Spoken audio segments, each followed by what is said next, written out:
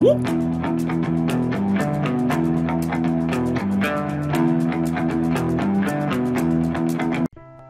guys, welcome back to another video. In this tutorial, I'm gonna show you how to done this basic 2 challenge of this hack the site website. So in the previous video, I've done this basic one. Now it's time for basic 2. So let's go on. So here we have our level 2. Network security Sam set up a password protection script. He made it to load the real password from an unencrypted text file and compare it to the password the user enters. However, he neglected the password file. So here we have a key. He neglected to upload the password file.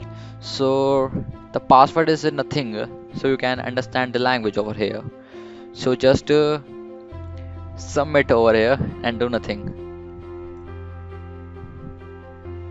So here we have completed the congratulations, you have successfully completed basic 2 challenge. So in the next video I'm gonna show you how to complete this basic 3rd challenge. So please stay tuned. It's Ayan Ahmad signing off.